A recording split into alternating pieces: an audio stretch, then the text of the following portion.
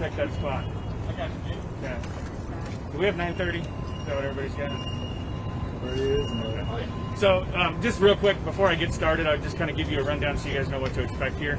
I'm going to talk right now in the beginning about the timeline of things, how we got to where we are today with body cameras, the procurement process, some of those things. Officer White here has been wearing a body camera since November, so she's going to demo that. If you want to ask her questions about how it works, how it's been to wear one, what the community thinks about it, things like that, those will be good questions to ask for her. Matt is helping us out by saving a spot over there. Once we're done with that part, we will bring her car around, and anybody that wants to have some footage of her sitting in the driver's seat, that's a good thought. Yeah, like from outside the window, Yeah. you can show what's on the computer, and she can be standing in front of the car. Something like that. Something like that. Yeah. Okay, that works. Okay, yeah. We can be creative with that. We're real flexible with that. Yeah, I didn't know. So okay. When we go up, just you can leave your mask on, and when we go up here, then we can take it off. All right. Everybody good? You good, Glenn? Oh God. We're gonna hold that. This is also on our department YouTube page, which I sent the link out to everybody's desk as well ahead of time. So, last name's Beckina, Becchina, Jake, Jake, Sergeant with Kansas City Police. So, welcome here this morning. What we're going to talk about is our body-worn cameras that we have equipped our patrol officers with, and we'll be equipping more patrol officers with in the coming days and months. It's been a hot topic since this summer, for sure. This process, though, just so you guys know, I wanted to go back to the very beginning of this. This has been a process that's been in the works for at least a couple years now. About 2 summers ago, we began request for information, RFI, and a request for proposal, RFP, for a body-worn camera system, knowing that we had to replace our aging in-car dash camera system. So we wanted this RFP, we wanted this system to be compatible with our in-car camera system so that the dash cam system and the body-worn camera system could work well together with each other. We started that about 2 years ago, a little over 2 years ago. We selected a vendor at that time. That vendor is Turnkey Mobile. They were awarded as the vendor, and they distribute a Panasonic branded system. So we began working through the process of replacing our in-car dash cam system because we had funding for that already with that new Panasonic system, in the hopes that we would get a funding source for body-worn camera system in the coming days, weeks, months to pair with that. This past summer in June, obviously there were high-profile events throughout our city, throughout the country, that raised the scrutiny level of law enforcement and police across our country. The body-worn camera system was something that our community asked for.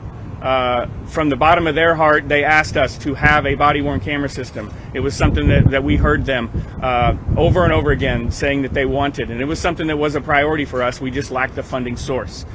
We were graciously given a donation this summer from the DeBruce Foundation through the Police Foundation of Kansas City for an amount that allowed us to equip ourselves with a body-worn camera system going forward. So we began that procurement process then towards the end of the summer. At the same time, we also added in a stakeholders component. We know that there are people that are stakeholders that have concerns and have things that they want to see out of our body-worn camera program. So we brought in people from the community. We brought in people from our federal partners, federal prosecutors, Jackson County prosecutors, the surrounding county prosecutors. We brought them all together for several, approximately monthly meetings since the summer to talk about what they wanted to see from us. What would considerations be for retention of the video? What would considerations be for releasing the video in accordance with Missouri State Sunshine Law? All of these things. How will it play into investigations? When will we turn the cameras on? All of these things were brought up in discussions, monthly meetings that had members from our fiscal division. Major Paul Luster from our fiscal division led those meetings from our side and got that input. And all of that is being gathered together for a policy that governs the body-worn cameras.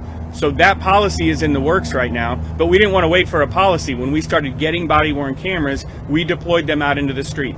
we deployed them to patrol officers in our Central Patrol, north in Shoal Creek. So both our stations north of the river and Central Patrol.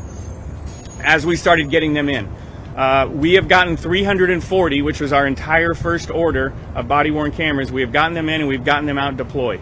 That is where we are as of right now today. Just yesterday at the Board of Police Commissioners meeting, the board approved a purchase of an additional 475 body-worn cameras. Once we receive all of those, that will effectively outfit the entire patrol, all of the patrol divisions. So all the officers out on patrol in our city will be outfitted with body-worn cameras at that point.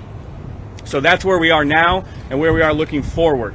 I think right now, do you guys have any questions about that process and how we got to where we are right now? I've got a question about the policy. Do you know Yeah.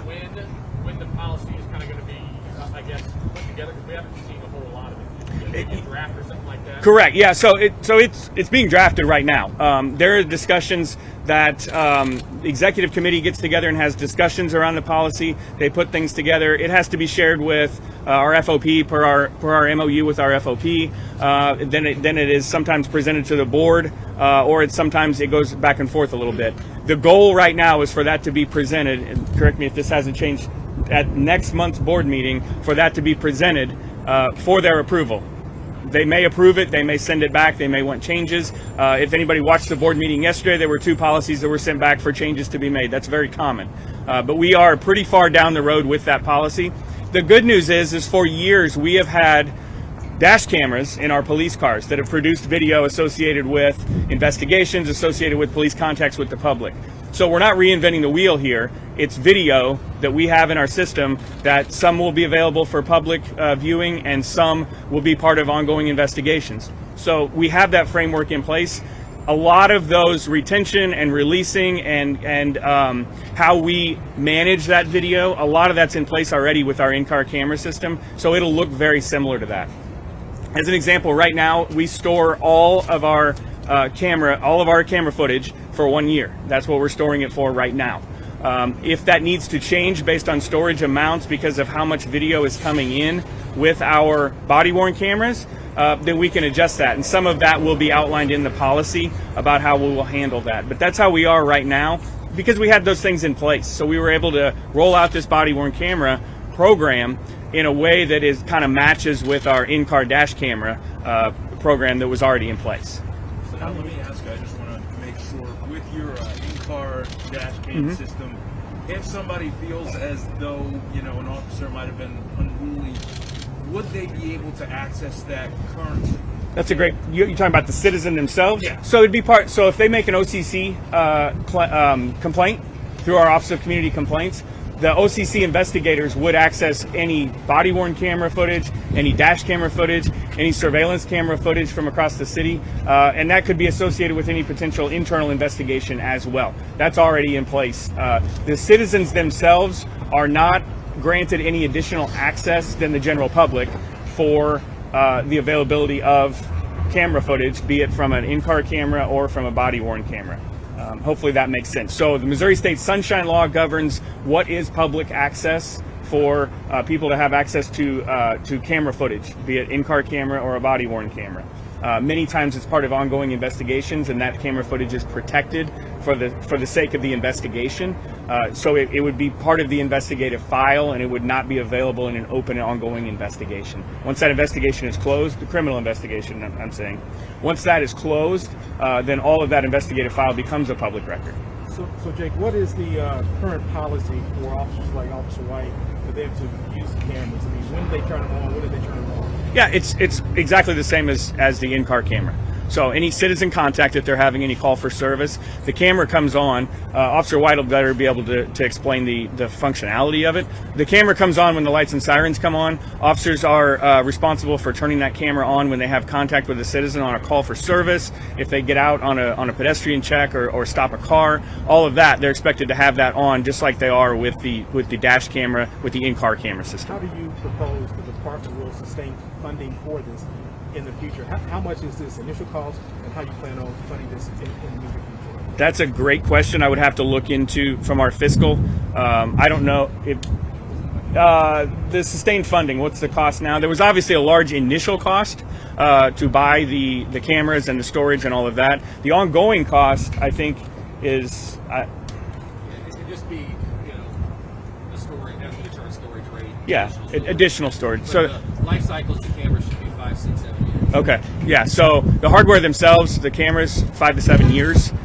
So if as we as those are needed to be replaced, we can budget for that. Hopefully in a kind of segmented way. How do you think this assuages concerns from the community about officer involvement and their interaction with police officers on patrol? Yeah, I think it helps. It absolutely helps. The public has called for officers to have body cameras long before this summer, but especially this summer and going forward. They have called for that. We are responsible to be accountable to the public. It is a sacred public trust to be out there, to be a law enforcement officer, to be a sworn member of any police department, to have the powers to enforce the law, to arrest someone, to use force against someone, to bring a situation under control, up to and including deadly force. And the public deserves to have officers that are held accountable when they are carrying out those duties of that sacred public trust. So it is beholden on us to be accountable to the public, and they deserve that. And we hope that they see this as added accountability in this situation. Yeah. Would there ever be a time that that an officer would turn the camera off? Is there some sort of disciplinary action for turning a camera off at a certain time? Well, yeah, there's an expectation that it's on in normal context with the public, be it a call or a self-initiated activity, and that's been in place for more than probably 2 decades almost with the dash camera system. There are certain situations where privacy concerns are now in play because the car doesn't come inside a person's house. The car stays where it is. The officer themselves are involved in interactions with sensitive situations with victims. They're doing normal things throughout the course of their day, normal biological functions, things of that nature, to not get too far down the road. But those are times when those cameras would be expected to be turned off.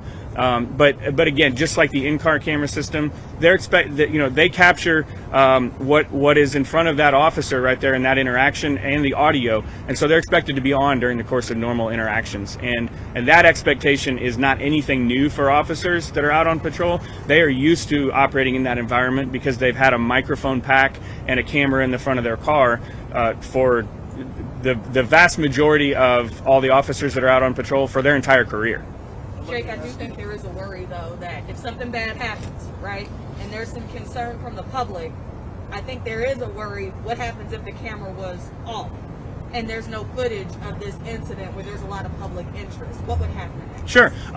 Those would be a case-by-case basis. Obviously, we have an expectation of when those cameras are supposed to be on and how they're supposed to be maintained. If there is a situation that occurs and through OCC or through internal affairs investigation or through criminal investigation, it is reviewed and that there would have to be a justification from that officer about why that camera is off. And that would be thoroughly investigated by either OCC, internal affairs, or criminal investigators, depending on what the course of the situation is. But it's a case-by-case basis. There is that expectation. It is set. It is in place. If for some reason that camera footage isn't there, there will have to be a justification. It will be asked for by someone for sure. Now, as you had mentioned, the policy isn't in place. You guys are kind of following what you've been doing with the dash cam. This is kind of your policy for right now. Wearing it. Are you guys getting community involvement with the new policies that would be in place for the body cameras? Yes, that's what I had mentioned, that Major Luster is undertaking with the stakeholders, with the meetings that have taken place. And there have been multiple, correct me if I'm wrong, multiple members of the public, community groups, as well as our investigative partners, federal and county prosecutors. So yeah, there's involvement from several different people and input from several different people in regard to that. Yes, absolutely. Is there a way for the officer to edit or delete any video, or is it? No, the video, once it's recorded, it's there. Yeah, it's same as in the car. It's kind of like a DVR. It's kind of like always going. When an officer turns that camera on, then it records it, and that's that video that we have held and they don't have the ability, like there isn't any editing ability in the car or anything like that. Once that video is held as part of a criminal investigation, then we have the video stored on our server, and we have it for as long as we need it for. But it's available to go back and look. Pretty much, think of it like a DVR, basically. Like you can kind of roll back, like, oh, something happened 5 minutes ago. We can go back and look, and or even up to a year ago in those situations. Can you give us an idea, like, I know obviously patrol officers were selected for obvious reasons, but why not TAC or traffic when you have more interaction with individuals? They're encompassed within the Patrol Bureau. Yeah. That's all. The Patrol Bureau is all 6 patrol division stations, traffic division. So special operations, that's where tactical response teams fall, and so they're out there conducting proactive and enforcement activity as well. So the end goal is to have all of those officers equipped with body cams. And why not each patrol, where the majority of homicides, non-fatal shootings, assaults, things like that? What was the thing behind selecting North Zone and Shoal Creek as opposed to East and Metro? Central Patrol was selected as well. I know, so yeah. So North, Central, so I mean that's half of patrol. When we get the other half of the cameras, then we will outfit the other patrol divisions. I mean, it's if it was in East Patrol, you'd be saying why not Central Patrol. So I mean, I understand the question, but you got to start somewhere, and so we've got them out there. It's more important to get them out there than it was to dial in exactly where they were. So we've got them out there in Central Patrol, North and Shoal Creek, and hopefully our goal is by March, depending on the vendor and the supplier, to have those other 475, and then they'll be everywhere. How much is it? How much do each unit cost? Cost for each unit? I don't know the answer to that. Do you know how much each camera costs? $700 to $800, roughly. Now, I know in the past, when you guys looked at this, there were companies like Ally Signal who were willing to give you those free at no cost. Any thoughts about why that? How did that approach change? I think is the main cost within the storage of the unit. Storage is a lot of it. The camera itself does have a cost. Again, we had a request for information and a request for proposal where vendors submitted those responses to those requests for proposals. So all of that was included in there. In that RFP, it was lined out exactly what we needed. If a company wanted to submit a response to that RFP and say, we'll give you everything, then that would have been an opportunity at the time of that request for proposal.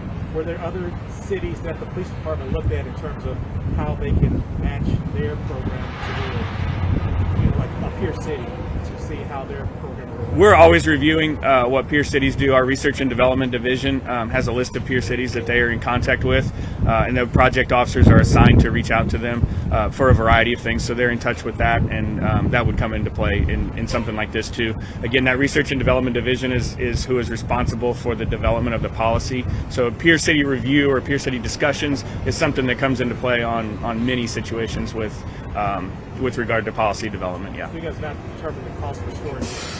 We have made purchase of storage through the course of the procurement of this whole program. Yeah. How much is that going to cost? We already have purchased it. I don't have the exact numbers. Do you know what we've paid?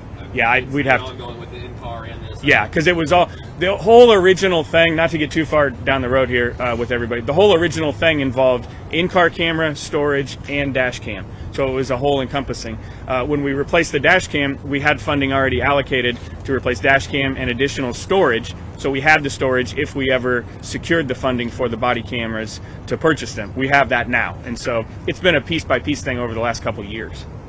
With loading the footage now, I just want to make sure that I got this clear. So with loading the footage, it would be on the officer after their shift to make sure that they loaded in. Is that how that works? Yeah. So when they pull into the station, basically, it's kind of slick. It uploads through the cloud. Basically, is how it works. They can manually take the camera and upload footage as well, but it uploads to the server basically as they get to the station every night. So it's not like, oh, I forgot to do it, now the footage is gone. That's all out of the equation at this point in time. And now you had mentioned they've been wearing it since November. Has there been any situations that it's been of good use that you've been able to use it? Oh, sure, yeah. It's been part of investigative files since then. I mean, I would say since the first day, I'm sure I don't have specific examples or numbers on that, but since the first day, I mean, an officer, almost every day, an officer goes on at least one call that becomes part of an investigative case file. If it's a report that they take for even something as simple as a stealing investigation, or an assault investigation, something like that. So the minute those officers started walking out there wearing those cameras, they were getting footage that was part of investigative files from day one, I would say. Yeah. Which company? Which company The vendor is Turnkey Mobile, and the brand is Panasonic. Yeah. How much does each unit weigh? I'll let her cover that part. Yeah. So, is there anything else that I'm missing from our side? Okay. I don't know if you guys had gotten any follow-up questions or anything. Okay. Is that everybody? Yeah. All right. Asked them all. Okay. You got. Ready for you. This is Officer White. Hello, I'm Officer White. What's your first name? Asha, O-A-S-H-A, White, W-H-I-T-E. How long you been with the department and what you been doing? I've been with the department for about 5 years, and I work down in Central Patrol Division. First day wearing it, what was it like? It was very different. It's very bulgy compared to obviously everything else that's on our vest, on my vest, but it's bulgy. And just looking down at it was a little different to get used to. Can you show us kind of what all this entails? Yeah, so basically this is the body camera. Just one click right here, it comes right off. It slides back on. It has a bunch of different little icons on here. If it starts recording, it'll turn red. There's like a camera on here that turns red, and it lets me know. I can double tap this 1, 2 to get the video to start recording. Or here's our mic pack. They go hand in hand, they're synced. I can push this button and it automatically lets this know to start recording. Or I can activate my lights and sirens in my car, and then they'll start recording as well. Hard? Is it an extra step on you guys, or not really? Or It's just part of our normal daily activity. It's part of our job. It's just something added, something else that's added. That's part of the job that we have to do. It doesn't take. It's not hard to just push a button every day or flip your lights and sirens on and the camera starts recording. Has there been any feedback from the general public? Have they noticed? Have some people noticed the camera and like talked to you or anything like that? Yes, they've definitely noticed the cameras, and they ask what is it, and let them know that it's our body cameras, and they're thankful that they're there, and sometimes they thank us for our service, and then they just keep going about their daily activities. As an officer, how do you feel this is going to benefit you in terms of your job? It absolutely benefits a lot. Just you have that third person that's there. Usually it's your side, the citizen side, and then you have the unknown. But now that we have the body cameras and they're there with us all the time, there won't be that unknown. It'll always be what happened, what took place during that time on that call. what's another smaller black? Yeah, what is that? Oh, this is just the mic. Okay. Have you noticed an added benefit? Yeah, I don't know if you can talk about specifics or anything, but have you noticed at the time when you've been wearing it, where you were thankful you had it on, or something like that, maybe with a case or with your interaction with the public? Absolutely. So there's a time like, if I have to go hands-on with somebody and cause injury and I need to be very specific in my report, I can actually upload the video and actually go back and look play by play and make sure that I write the exact, incident that happened, the time frame that happened that took place during that call.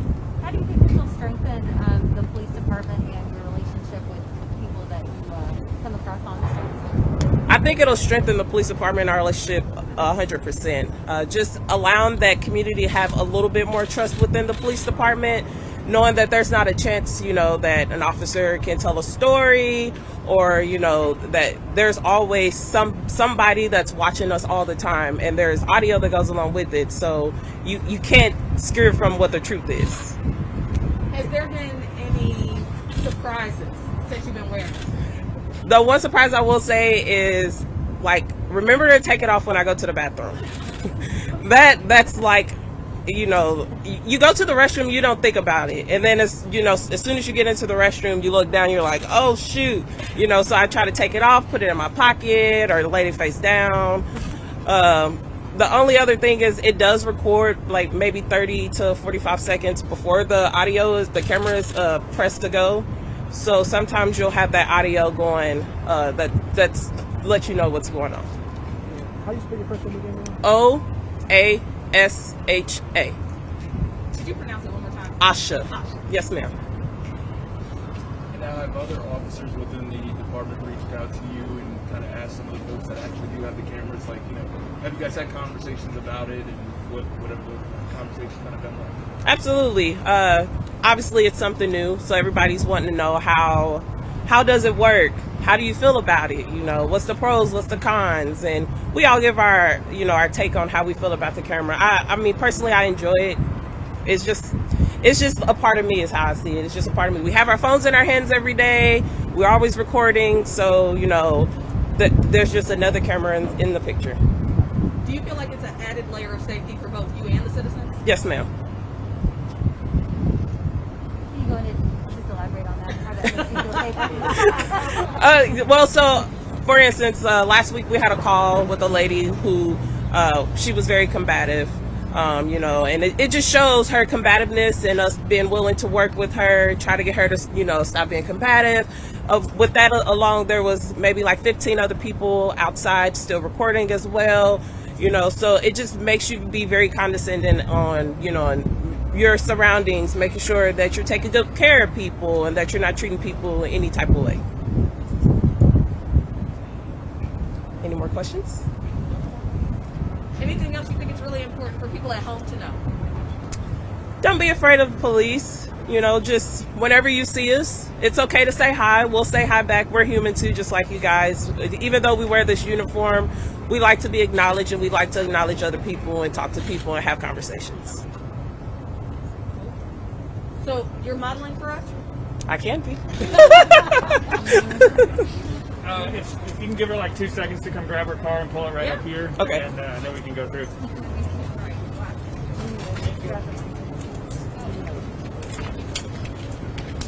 Someone reached out and grabbed my phone.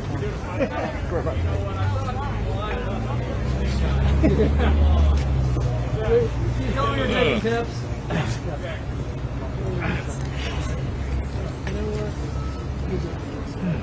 Sorry. Oh, no. I love how I just literally got off the Zoom call. Don't try to do that. Oh, yeah, can you watch me? Jump up? Yeah, I do. I'm old. I got that. Old cold bones. I was shivering the whole time. I can't stop.